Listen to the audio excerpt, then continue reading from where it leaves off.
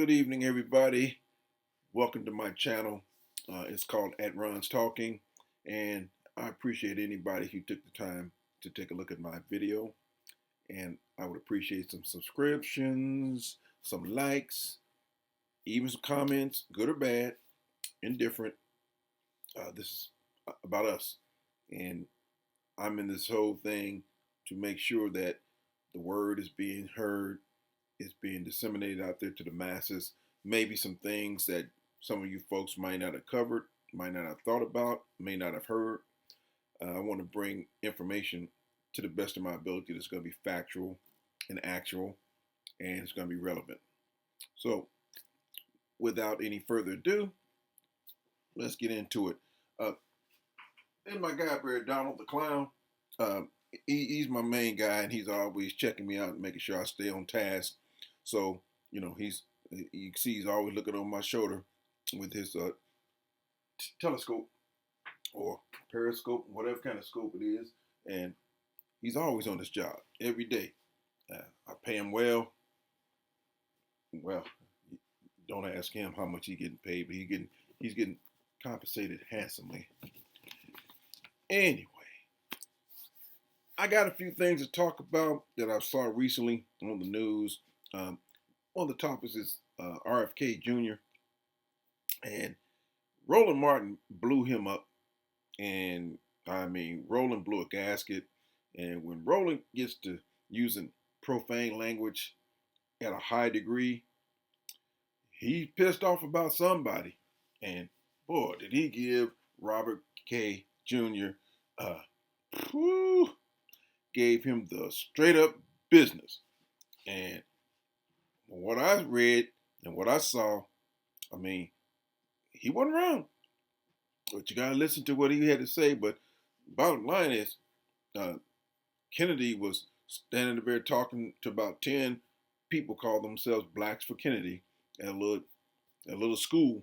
And some looked like a little cafeteria, some setting, and he had those black people rocking back and forth like some crows, and they just nodding their heads and stuff. And he's up there running down how black kids can insulate themselves from racism. Like he really knows what racism is all about. Now he claims he does because he claims that he was being mistreated when he was coming up, and this and that and everything else. That he was called names and ridiculed and whatnot. But he said the way for him and the way for our black youth to get over the sting and the stigma of racism is to get a better education. And that way, when you get hurled in obscenities and racist tropes and things of that nature and get demeaned by your oppressor, it should roll off you like water rolls off a duck's back. But Mr. Kennedy, for some odd reason, with his gravel pitched voice, I guess he really doesn't think that we understand, at least us people who have a couple brain cells left. You grew up in wealth. The majority of African Americans never had and never will have the kind of uh, wealth that was generated through your dad, your grandpappy's bootlegging operations. You know, you ain't really never had the things that black families back in those days when you were growing up, they didn't have those kind of advantages. Number one, you white. And he trying to talk about Catholicism and all that and how he was being mistreated and whatnot. You got a great education because you had the economic wealth to garner that for yourself. Your family was in a position to allow you to go to the finest schools of whatever those school choices were. How are you going to act like you relate to what black people have been subjected to? I don't care if you've seen it on TV, if you even saw it firsthand from time to time, you're not black. You don't feel that same sting of racial oppression that we felt way back in those days and still feel it now. So you coming with a message, you're the wrong messenger. And you just can't step up there to the podium, so to speak, and try to pretend or think you know what we going through. You know, everything you saying is coming from a different lens and it's slanted. So that prism you looking through, it's all distorted, my man. So you need to take a chill pill and step back to the rear and assess what's going on. Matter of fact, instead of you trying to preach to black folks about how black kids can get through racial oppression, why don't you go to those white folks and talk to them about why they doing what they doing? How about that? Okay, that's just a little friendly advice. No charge, Mr. Kennedy. Just saying. I'm switching my attention and conversation to the state of North Carolina. We'll call it the great state, but can't do that right now. Well, Mark Robinson, he didn't fare too well. Neither did almost every candidate that ran for a position in North Carolina during this last election year. The Republican candidate for superintendent of public schools ran on a platform that included, and she's female now, but she said she wanted a pay-per-view, public televised execution of Barack Obama, President Biden, Hillary Clinton, Chuck Schumer, Anthony Fauci, Andrew Cuomo, North Carolina Governor Roy Cooper, Minnesota Representative Ilhan Omar, and Bill Gates.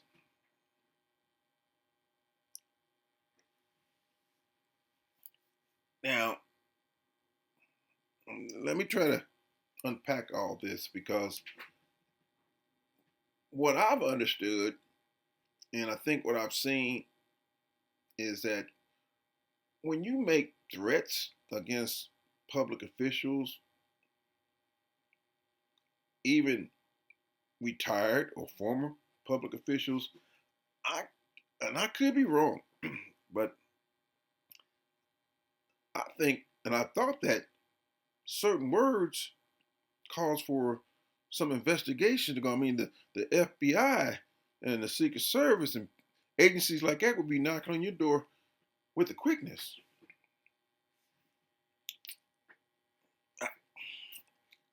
Again, I could be wrong, but it seemed like something like that would warrant somebody's attention to get her attention. Now, her name is Michelle Morrow, and of course, she lost the election in North Carolina for school superintendent, and rightfully so.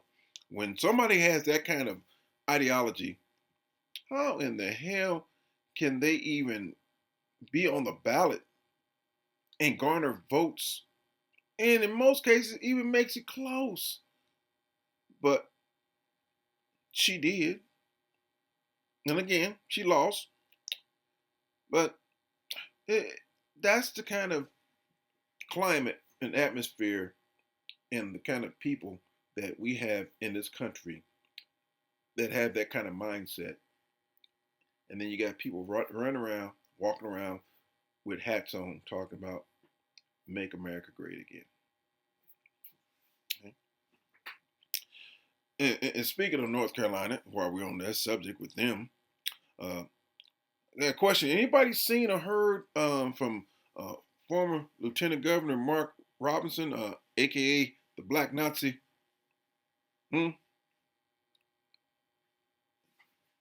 You got that periscope up there. You seen Mark Robinson lately?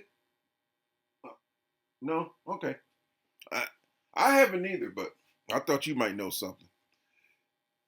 He done got ghosts now, but then again, I don't know. Maybe he's looking for a few good slaves to work for him. Now, I think if he's looking for some staffing, he could probably start with Tim Scott and Byron Donalds, because I'm sure they're available.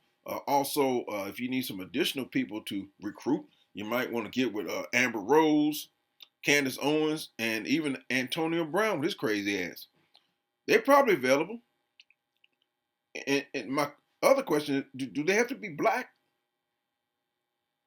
I mean, because after what Texas Representative Troy Nehls said about being a slave for Trump, he could be Robinson Chief of Coons. I mean, that would be DEI at work. Because, I don't discriminate, you know. Now, Democrats, they busted up North Carolina so bad that the Republicans, which is their want, the Republicans in charge right now, they introduced a bill that would strip power from the Democratic governor and all of the state positions that's going to be occupied by Democrats. The Republican-controlled state legislature, they took a bill called the Dentistry Bill and watered it down and replaced the wording in the bill so that it's going to reflect the Republicans creating a new law to handicap Democrats and mandate that even the governor has to get permission from the state Republican Party before he can even appoint judges and do his job. Ain't that something? But that's the world we live in now in America, especially dealing with the Republican Party or what's left of it. See, the AG, the Attorney General in North Carolina, also will not be allowed to oppose anything that the Republican state legislator wants to implement. In addition, get this now, the auditor is now in charge of elections. Why?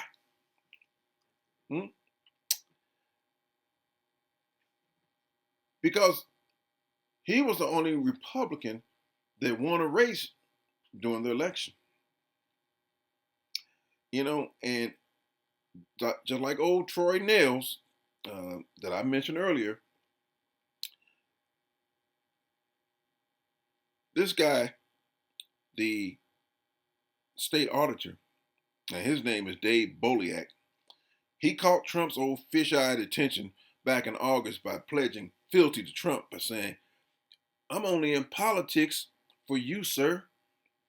And that made Trump, I was going to say something from a sexual nature, but I'm going to try to keep it clean today. Trump got really excited, put it that way. So naturally, he endorsed him. Now, just for your information, the state auditor's job has nothing whatsoever to do with elections. That's with any state in this country. That's almost like giving the fire department the responsibility to operate an NFL team in your city if you got one. That's how ridiculous and stupid and far-fetched that is, but also devious and crafty, because that's what Republicans do. See, when the Republicans lose, they resort to rigging everything to give the minority the power because they refuse to relinquish control of power when they lose it. And that's one of the reasons that you'll never see a call, especially by Republicans, to get rid of the Electoral College. That grotesque piece of legislature that was put in place back in the slavery days, it helps them, the Republicans now, to have a chance of winning elections that ordinarily they wouldn't win because they wouldn't get the popular votes. We've seen that many times with our presidential elections over the years. Because see, that 3/5 rule that was created for the purpose of helping slave owners maintain political clout, that's all it was. See, the more slaves that you own, the more representation you garner in the state legislature. So let's just face it, folks. The laws that govern how we live in this country by far are archaic and antiquated, and they don't stand up any longer. Whenever you have an exploitation, put it like this, by a criminal president and his lackeys, you could take an ignorant and incompetent president and surround him with some crooks, a bevy of them, crooked lawyers who know how to beat the system and beat the shit out of our toothless judicial system. Okay? And what you're going to get? You get the slow, methodical disintegration of our democracy. Does anyone that y'all know of kind of come to mind right now when it comes to that? Anybody? Come on. I know y'all can think of one guy. He kind of looks like him. My boy. But y'all just happen to have the same first name, but don't take offense to it. Okay? Speaking of the supreme bullshitter and consummate pathological liar that is Donald Trump, he's at it again, folks. He's at his con best. See, I told my cousin today, and speaking with him this afternoon, that, I felt Trump is talking all this tariff shit just to frighten Mexico, Canada, and China into bending to his will and trying to get them to agree to something, anything, to make him look like he is all powerful and these countries going to fear him, justifying his election again to everybody here in America. Okay, it's always been his game. So Mexico was told by Trump, I think beginning this week or maybe last week, that they better get control of the border and stop the flow of fentanyl and other drugs along with the migrants, or else. See, the tariff sheriff, Trump, will drop the hammer at a 25% clip on them, 10% for China. Well, there's a female president in Mexico. You see, Mexico felt like a woman is capable of running their country as opposed to us. But I think her name is Scheinbaum. That's her last name. She told Trump, basically, fuck you and go to hell. Because she said they've already been doing their job. Here you come with these threats and all this shit to make yourself look like you're a strong man. She told him, in case you don't know, the migrant situation has been in decline all year, even lower than times during Trump's administration, his term in office, the first time he was in. Okay? Now, Mexico's president cited statistics from our database. So she's using our numbers and everything to back up her claim. Okay? See, so she drove her point home to old Orange Face, knowing that this convicted polecat will never divulge any kind of information like that to the American public, because he knows most of the American public don't give a damn, don't care about finding out what the truth is. They only feel like truth is Trump. So just like in 2016, y'all, he's at it again. See, after he told the American dummies who voted for his stinking ass, the raggedy, crooked ass crook he is, when they voted him in office back then, he told everybody, of course, that Mexico was going to pay for that fence. And then he got his ass on the phone and begged the then president of Mexico to don't blow my cover and tell the American people that there's no deal because it will make me look bad, it will make me look weak. And see, now he gets on the damn podium and starts lying again, and he gonna tell everybody now that the present president, this lady, that she has agreed to stop migration through Mexico. Now, of course, Trump, if you know anything about this crook, he's a liar. He lies about everything and anything just to make his ass look better. Okay? She told him again that they had a great conversation. That's what she said. Trump echoed that too. But he gonna leave out all the middle stuff of the conversation. None of us need to know what exactly was said between the two, of course. Now, he came with his version that it's a win for him. And she agreed to this and that and everything. And she told him that Mexico has been doing their job. Now, you need to come up with some better bullshit to feed to these idiot Americans who voted for your dumb ass the first time and now this time. So basically, she's telling Trump, stop feeding them old Roy dog food and step up to some Alpo for them. Okay? Because that shit you've been feeding them, it ain't working. But see, I've said it many times. Trump, he's a coyote. He's going to try to threaten these countries with these tariffs, knowing he don't really want to impose them, but he got to posture and puff himself up and bloviate and bluster and all this stuff. See, what Trump wanted to do is what he's doing now, which is threaten, and then since Mexico's already doing their part, he's going to tell everybody that, hey, I told her what's on my mind, told her what needs to be done. She's doing it now. No need to impose the tariffs. Watch. That's how it's going to go down. And if he does impose some tariffs, she'd already told Trump, you got something coming back at you. Now, you folks, y'all watch how this idiot performs because we already know pretty much what's in store is going to be a redo of 2016, maybe at a different level. But see, the walls are already cracking and crumbling around him, even from Republicans, because there's going to be some Republicans who aren't going to sit by idly and let Trump do every damn thing he wants to accomplish.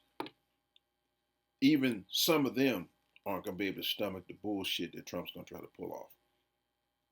So all I can say is, like everybody else, all we can do is stay tuned. But the ride's going to be interesting to say the least. Well, I just want everybody to enjoy Thanksgiving tomorrow. And then we got Christmas to look forward to. And after Christmas, we got New Year's. It's nice that we're going to have 3 holidays before this asshole takes over. So we better take advantage of it and enjoy yourself as much as possible because the specter of this clown, this idiot, is going to permeate the whole country in a few months. But those abject idiots that he's putting in his cabinet positions and all that, and he's staffing all these unqualified people, it can't lead to nothing but utter chaos. And oh, by the way, I just saw that he's nominated some rich dude, which is typical, some rich dude to become Secretary of the Navy. Ain't got no naval experience, no military experience, but he's a antique art collector, and I guess he's investor and something. He's got money, of course. It's all you need to be qualified to be on Trump's team. Got to be either a racist, combination of a wealthy individual, preferably white, and you also have got to say something nice about Trump, even if you said something nasty about him previously. That's all it takes. You smooch his ass hard enough, you'll get into the White House somewhere. Unless you Byron Donalds and well, old Tim Scott, he got tossed a bone, but Byron, he's still waiting for that biscuit. So we'll see how that goes. But anyway, wish everybody happy holidays. Take it easy for right now. We're going to still be battling this clown. Soon as January 20th comes, it's going to be a full-scale war against his ass. And I feel very, very strongly we will prevail. In spite of all the traitors that, ratted all of us out during the election. Y'all know who y'all are.